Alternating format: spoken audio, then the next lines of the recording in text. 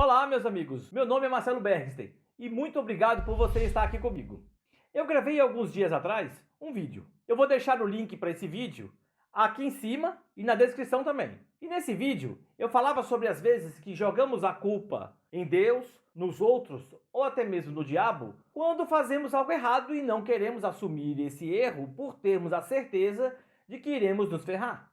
E eu então incentivei que você reconhecesse seus erros e assumisse a responsabilidade e assim lidasse com as consequências. Mas aí eu senti que faltou alguma coisa, um complemento. Por quê? Quando assumimos a responsabilidade pelos nossos erros, o resultado disso é que teremos que refazer as coisas, teremos que recomeçar. Recomeçar é uma constante da nossa vida. Todos os dias recomeçamos algo.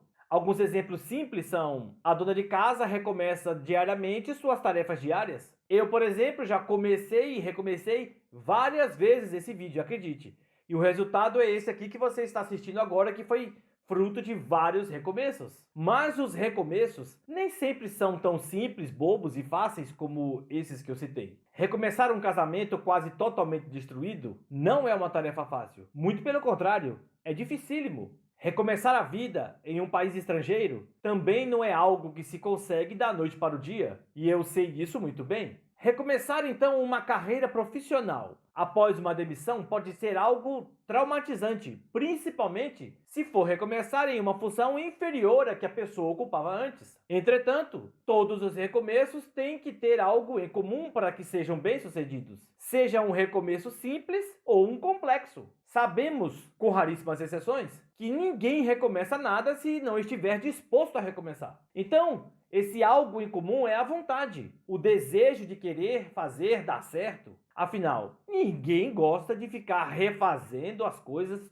sem motivo, não é verdade? Até agora eu dei exemplos da vida cotidiana da gente. Mas e quando o recomeço é algo relacionado com Deus? Esse recomeço segue os mesmos padrões? Vamos ver isso. Já que vamos falar sobre recomeços com Deus, eu gostaria de exemplificar as coisas com um exemplo da Bíblia. Então vamos a ela. Em Êxodo capítulo 32, do versículo 15 ao 19, relata que Moisés, ao descer do Monte Sinai, com as duas tábuas de pedras escritas por Deus, contendo os mandamentos divinos, ele vê que o povo adorava um bezerro de ouro, dançando e festejando ao redor dele. Moisés, em um ato de ira e descontrole, joga as tábuas no chão, quebrando-as totalmente ao pé do monte. Esse foi o final trágico da primeira parte dessa história. Moisés havia subido o monte, ficou lá 40 dias e 40 noites sem comer e nem beber nada durante todo esse tempo, recebendo de Deus revelações. E foi o próprio Deus que preparou as duas tábuas de pedra que Moisés quebrou. Pensa comigo aqui, se fosse você que tivesse essas tábuas na mão, você as teria quebrado porque ficou nervosinho? O que você acha que Deus pensou ao ver aquela cena? Melhor, se você fosse Deus naquela hora, você ficaria feliz com a atitude de Moisés? Se eu fosse Deus naquela hora, eu mandava um raio e fulminava Moisés. Mas ainda bem que nós não somos Deus, não é verdade? Deus é um Deus de misericórdia, é um Deus perdoador, é um Deus de segundas, terceiras e infinitas chances. Deus, ele é um Deus de novos começos. Deus ofereceu a Moisés uma segunda oportunidade. Mas agora não seria mais do jeito de Moisés, não. Seria do jeito de Deus. Porque quando a gente aceita a segunda chance de Deus, não trilhamos mais o nosso próprio caminho, e sim o caminho que Deus traçou para nós. Deixa eu abrir um parêntese aqui e já já eu volto a falar de Moisés. Quando eu falo de recomeçar, começar de novo, em um sentido espiritual, eu não quero que você pense apenas naquela experiência de conversão que vem do novo nascimento. Não é isso. Porque essa é a ideia e o conceito de começar de novo, com a qual a maioria de nós não tem problemas em aceitar. Ficamos extremamente felizes e a gente consegue olhar para aquela pessoa que acabou de se converter, aceitando a Jesus como Senhor e Salvador, deixando aquela vida errada para trás. Ficamos felizes e alegres. E lembramos do que está escrito em 2 Coríntios 5,17. Se alguém está em Cristo, nova criatura é. As coisas velhas já se passaram e eis que tudo se fez novo. Isso é realmente muito lindo. Porém, eu creio que a nossa maior dificuldade em aceitar é quando alguém que se converteu, que teve um novo nascimento em Cristo, mas ainda não está forte o suficiente para se manter firme, bagunça as coisas depois. E aí achamos difícil de entender esses altos e baixos. Para quem precisa começar de novo e de novo uma outra vez, além daquela do início da caminhada. E é aí que muitas vezes a gente acaba não tendo paciência com essas pessoas. Esse é um ponto que eu queria abordar, pois precisamos dar amparo a quem está começando. Hashtag fica a dica para os líderes. E para não ficar só nas minhas palavras, veja o que está escrito em Gálatas 6:1. Paulo diz: irmãos, se alguém for surpreendido em alguma falha, restaurem essa pessoa com espírito de brandura e com perdão, e que cada um tenha cuidado para que não seja também tentado. Eu não acredito que exista alguém que acorde de manhã planejando: qual bobagem posso fazer hoje para estragar o meu relacionamento com Deus? Por isso que Paulo orienta: se alguém foi surpreendido, isto é, vacilou, deu mole, não vigiou, cedeu à pressão, marcou bobeira e acabou caindo na tentação. Aí ele completa: vocês que são espirituais e que não caíram, está implícito, corrijam essa pessoa vacilona com espírito de mansidão. Tipo, é necessário correção, mas não termine de acabar com aquela pessoa. E ele vai além. Ele fala para quem corrigir ficar esperto e que não seja tentado também, porque se não ficar vigilante, o próximo vacilão pode ser a pessoa que está corrigindo. É lógico aqui que a Bíblia está lidando com recomeços, seja do novo convertido ou do veterano nos caminhos do Senhor. E o propósito dessa chamada na chincha que Paulo dá aos irmãos lá em Gálatas é ajudar as pessoas a ter uma atitude correta com alguém que foi surpreendido em alguma falta e precisa começar de novo. Você que não caiu tem a obrigação de ajudar o caído no caminho com carinho e com amor e sem ficar se achando o bam, pois o próximo vacilão pode ser você mesmo. Em Salmos 37, 23 e 24 diz assim: o Senhor firma os passos do homem bom e se agrada de seu caminho, mas se cair, não ficará prostrado, porque o Senhor o segura pela mão. O texto não está dizendo que o Senhor segura pela mão para não cair. Nada disso. Diz que apesar de ter caído, Deus não vai deixar no caminho. Deus não vai deixar no chão. Significa que agora Deus vai pegar pela mão e dizer: eu estou disposto a levantar você novamente. Eu quero colocar você nos trilhos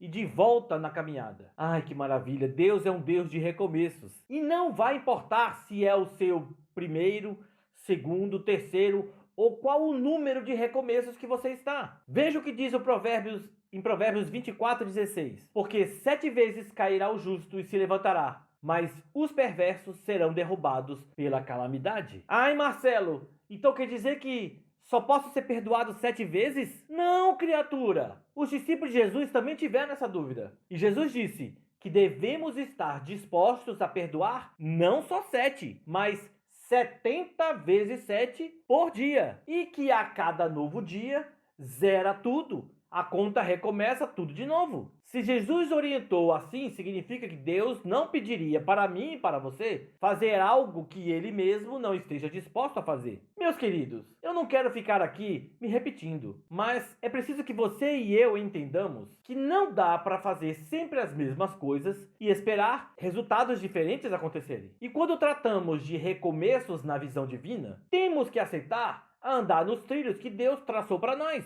Você pode e vai ser ajudado pelo Senhor a se levantar, mas se você realmente quer ficar firme, sem novas quedas, sem novos vacilos, deve seguir a orientação divina. Veja o que aconteceu com Moisés depois dele ter quebrado as tábuas da lei. Isso está em Êxodo, no capítulo 34, versículos 1 e 2.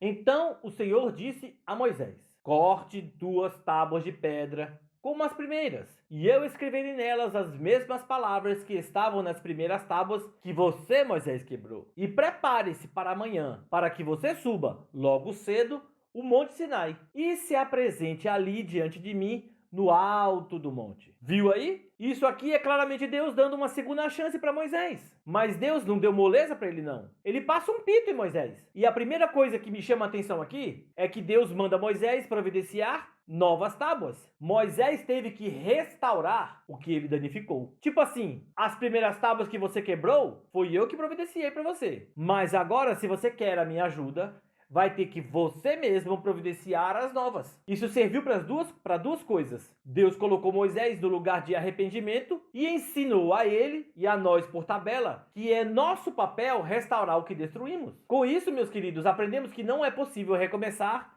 sem nos arrependermos dos erros cometidos e que nós precisamos restaurar as coisas e não Deus. Deus não pode e não vai ajudar você ou qualquer pessoa que se orgulha de seus erros e não se arrepende deles, ou que teima em recomeçar deixando as coisas destruídas para trás sem conserto. Então, diferente da primeira subida do monte, que Moisés foi de mãos abanando, agora ele teve que carregar 2 novas tábuas até o topo do Sinai. E ficou lá novamente mais 40 dias e 40 noites e teve muito mais do que isso. Nas primeiras tábuas, foi Deus quem escreveu os mandamentos nela. E apesar de Deus ter falado que reescreveria nessas novas tábuas, foi Moisés que teve que escrever ele mesmo o que Deus ditava. Não existia caneta não, viu? Era no martelinho ali, ó. Quando vacilamos e metendo os pés pelas mãos, agindo de acordo com os nossos impulsos, deixamos de fazer algo que deveríamos ter feito. E foi assim com Moisés também. Quer ver? Quando ele quebrou as tábuas e interrompeu uma sequência de acontecimentos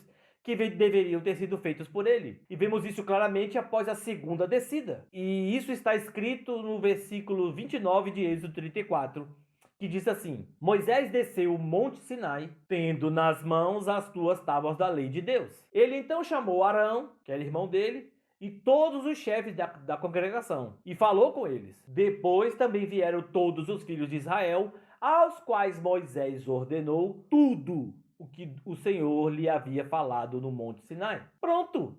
Agora a missão estava cumprida. Ele precisava ter dado essas ordens aos chefes e ao povo. Mas por conta do ciricutico dele, ao ver o pecado do povo, ele precisou passar por tudo isso. A consequência por ter quebrado as tábuas de Deus foram essas. Tudo tem consequências, boas e ruins. E é preciso que nós estejamos preparados para elas. Esse foi um dos muitos exemplos que a Bíblia dá de recomeços. Eu escolhi esse porque foi uma coisa simples e fácil de entender. Mas é fato que muitas pessoas querem recomeçar, mas acham que basta só decidirem refazer as coisas que estará tudo bem. Tem gente que não entende a necessidade de restaurar o que se quebrou. Tem gente que também não aceita sofrer as consequências pelo que fez. E aí, meus queridos, o recomeço está fadado ao fracasso. Conclusão: esforce-se para não errar. Mas se errar, reconheça imediatamente o seu erro. Após isso, veja se será necessário reparar e restaurar o que o seu erro causou. Pense nisso. Isso aí é crucial. Essa é a fórmula certa. Porque sem isso, antes, você jamais vai poder recomeçar. Só depois de aceitar as consequências, reparar tudo que você fez, você aí sim